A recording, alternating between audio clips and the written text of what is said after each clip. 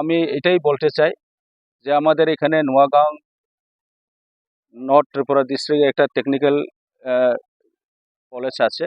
এই কলেজটারে engineering wing college বানানোর জন্য, আপগ্রেডেশন করার জন্য। কারণ এই কলেজ আমাদের এখানে শুধু ডিপ্লোমা কোর্স স্টাডি হয়। তো ইঞ্জিনিয়ারিং উইং যদি স্টাডি মানে করতে পারে, এই সুযোগটা আমরা করতে পারলে আমাদের সবচেয়ে বেস্ট এই যে নর্থ এবং ধলাইয়ের যত আমাদের স্টুডেন্টরা এবং গার্জেনদের পক্ষেও এটা সুবিধা হবে। কারণ আমরা আগরতলাতে গিয়া পড়াশোনা করতে গেলে অনেক সমস্যা আছে।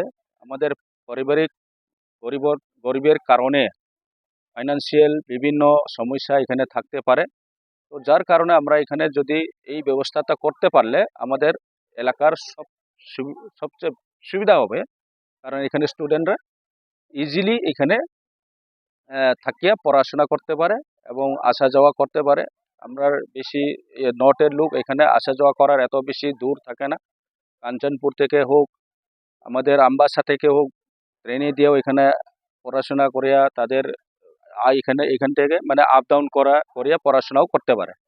তো এই কারণে আমি সরকারের মানে তরফ থেকে সরকারের কাছে এটাই আমাদের আবেদন যে এটাকে অতি শীঘ্রই এই ব্যবস্থাটা নেওয়া হোক, যাতে এখানে ইঞ্জিনিয়ারিং কলেজ বানানো হোক। এখানে স্টুডেন্টরা মানে পড়াশোনা করার সুযোগ ইমিডিয়েটলি যাতে পাওয়া যায়, এটাই আমাদের অনুরোধ।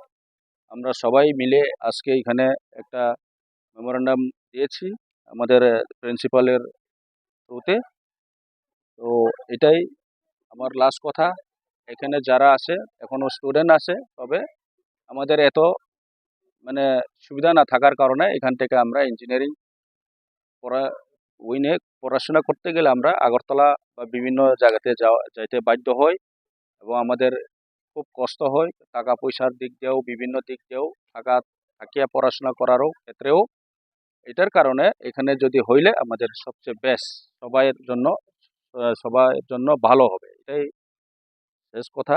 আমি এটাই শেষ করছি। সবাইকে ধন্যবাদ। আমরা একসাথে এখানে এই মেমোরেন্ডামটা দিতে পারছি এবং আমরা চেষ্টা করব এটারে কন্টিনিউ করার জন্য। আমরা আগামী দিনে দরকার পড়লে এই ডিমান্ডটারে আরও এগিয়ে নিয়ে যাওয়ার জন্য আমরা চেষ্টা করব এবং সব রিকোয়েস্ট করব সরকারের মহোদয়কে যাতে তাড়াতাড়ি অ্যাকশন নেওয়া হোক। Thank you.